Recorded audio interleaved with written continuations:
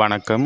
இந்த பதிவில் மிதுனம் லக்னத்தில் பிறந்தவர்களுக்கு 6 வருடம் சூரிய தசை எந்த மாதிரி பலனை தருன்றதை பற்றி தான் இந்த பதிவில் தெளிவாக பார்க்க போகிறோம்.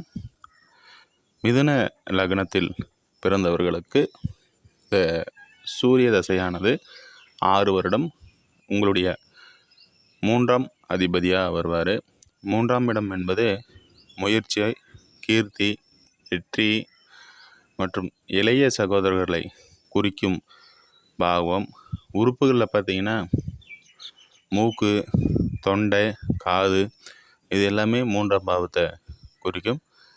அந்த வகையில் பார்க்கும் பொழுது இந்த 3ஆம் இடம் சிறப்பாக இருந்தால் தான் நீங்கள் எந்த ஒரு விஷயத்தையும் செய்து அதன் மூலமாக நன்மைகளை பெற முடியும். அதில் 3ஆம் இடம் நல்லாயிருக்கும், சகோதர அமைப்புகள் நல்லாயிருக்கும். அதே போல் சூரியன், இந்த சூரிய தசையானது 6 வருடம். இந்த சூரியன் ஆனவர் தகப்பனார் காரக கிரகமாக வருவார். அரசு, அரசியல், உயர் அதிகாரி இது எல்லாமே சூரியன் தான் குறிப்பார். அந்த வகையில் இவர் சிம்மத்தில் பலம் பெற்று அமர்ந்ததால் மிதுனத்திற்கு நன்மைகள் அதிகமான அமைப்புகளில் இருக்கும். பொதுவாக உபஜய ஸ்தானங்களில் பாவகிரகங்கள் அமர்வது சிறப்பான அமைப்பு. அரைபாவரான சூரியன் மிதுனத்திற்கு இங்கு 3ஆம் இடத்தில் பலம் பெற்று இருக்கும்போது அது வளர்பிறை சந்திரனுடைய பார்வை, கும்பத்தில் சந்திரனும் இங்கே சூரியனும் இருக்கும் பட்சத்தில் இவங்க அரசு துறையிலையும் அரசு பொறுப்புகள்லேயும் நல்ல உயர் பதவிகளை அனுபவிப்பவர்களாக கண்டிப்பாக இருப்பாங்க. அந்த வகையில் நம்ம பார்க்கும்போது இங்கே குருவினுடைய இணைவும் நன்மைகளை தரும், குருவினுடைய பார்வையும் நன்மைகளை தரும். சுக்கிரன் இணைவு பார்வை பார்க்கும் பொழுது இங்கே நல்ல முன்னேற்றங்களையும் அதே போல் சொகுசான ஒரு அதிகார தன்மையும் இங்கே தர வல்லமை பெற்றவராக இங்கே சூரியன் வருவார்.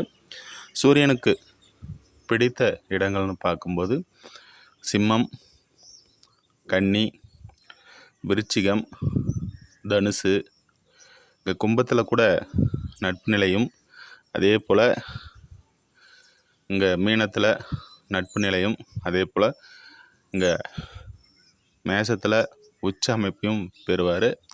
மிதுனத்திற்கு அவருக்கு பிடித்த நண்பரின் வீடு தான். புதன் முதன்மையான நண்பராக வருவார். செவ்வாயும் நட்பு கிரகம். புதன் நண்பர்கள் என்றாலும் தேவைக்கேற்பதான் அந்த புதனுடைய அமைப்புகள். புதன்னா அறிவு, அதே போல் எதற்கும் உதவக்கூடிய ஒரு அமைப்பு. புதன்னா படித்தவங்க, அதே போல் ஒரு விஷயத்தை அறிவுபூர்வமாக செய்யக்கூடியதெல்லாம் புதன். அதனால் தேவைக்கேற்ப, அதே போல் மந்திரியும் புதன் தான். ஒரு அரசனுக்கு இங்கே மந்திரி தேவை, எந்த அளவுக்கு தேவையோ அந்த அளவு. ஆனால் இதை காட்டிலும் செவ்வாய் தான் அதே நட்பு. ஒரு தளபதி போல செவ்வாய் வகையில் செவ்வாயும் நட்பு தான். அதே போல் வளர்பிறை சந்திரன், அதே போல் குரு இவர்கள் எல்லாம் நண்பர்கள். கேது நடுத்தரமையான அமைப்பை இங்கே தரும்.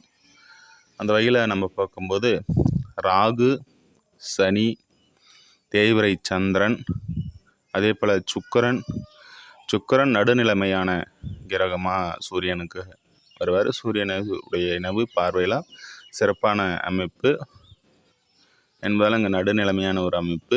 ஒரு வீட்டில் சமமும் இன்னொரு வீட்டில், அதாவது துலத்தில் சமமான அமைப்பும் இங்கே ரிஷபத்தில் பகைத்தன்மையும் நடைபெறும்.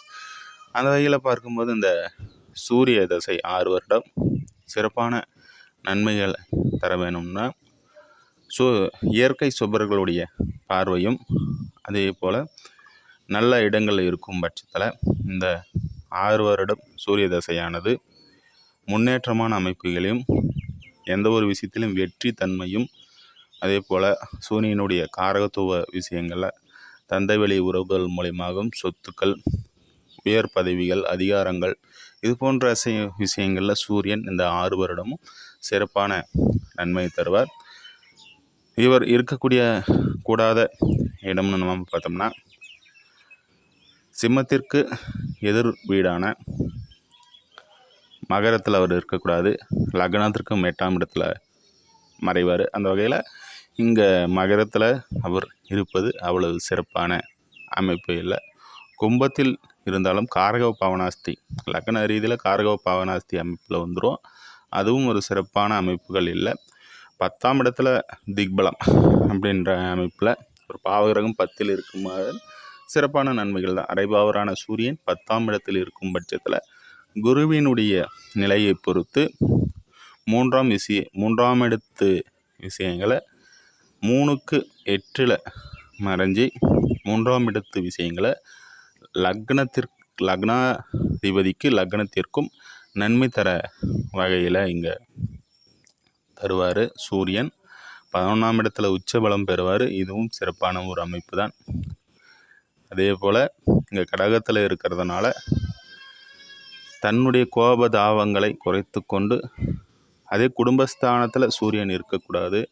அது சிறப்பான அமைப்பு இல்லை. ஆனால் இவர் அதிகார தோரணையும் வருமான ரீதியில் வருமானக்காரனான இங்கே அமைவது ஒரு வகையில் நன்மை இல்லைனாலும் கூட இவருடைய பேச்சிற்கு மற்றவர்கள் செவிசாய்க்கக்கூடிய ஒரு அமைப்பு இங்கே இருக்கும். அதே போல் கண்ணியில் இருப்பது கூட நன்மைதான். தன் வீட்டிற்கு 2ஆம் இடத்தில் அமர்ந்து தன் லக்னத்திற்கு 4ஆம் இடத்தில் அமர்ந்து நன்மைகள் தரக்கூடிய வகையில் இருக்கும். அதே போல் நீச்ச அமைப்பை துலத்தில் அடைவார். நீச்சத்திலிருந்து வெளிவந்து இங்கே விருச்சிகத்தில் தன் வீட்டிற்கு 6ஆம் இடத்தில் அமைவது, 6ஆம் இடத்தில் சூரியன் இருப்பது கூட சிறப்பு தான். சகோர வகையிலையும் முன்னேற்ற அமைப்பிலும் சில தடங்களை கொடுத்தாலும் கூட 6ல் சூரியன் அமர்வது எதிர்த்தன்மையான விஷயங்களை இங்கே கெடுத்து நன்மைகளை ஜாதகருக்கு தரக்கூடிய அமைப்புகள் கண்டிப்பாக இருக்கும். அந்த வகையில் இந்த சூரிய தசையானது இங்கே மிதுன லக்னக்காரர்களுக்கு 26 வயதில் வந்தால் சிறப்பான நன்மை. அந்த ராசிகள் எந்தன்னு நம்ம பார்த்தோம்னா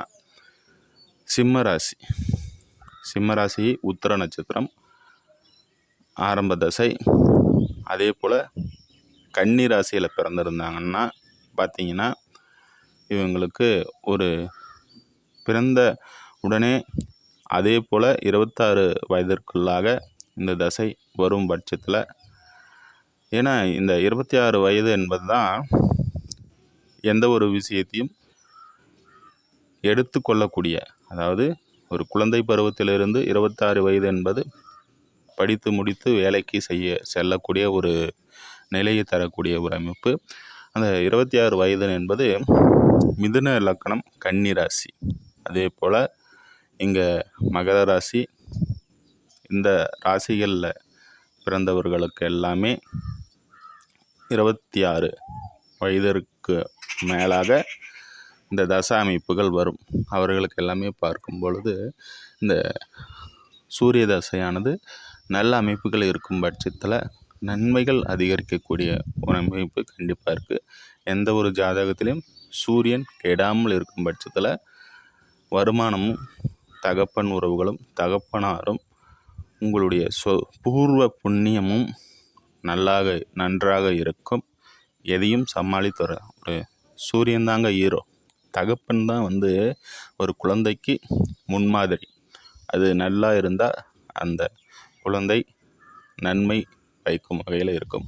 அதே போல் இந்த லக்னாதிபதி புதனும் சூரியனும் இணைவு பெறுவது கூட அவ்வளோ பெரிய அமைப்பு. புதனுக்கு மகரமும் அஸ்தங்கமும் கிடையாது. அந்த வகையில் நன்மையான ஒரு அமைப்பு தான்.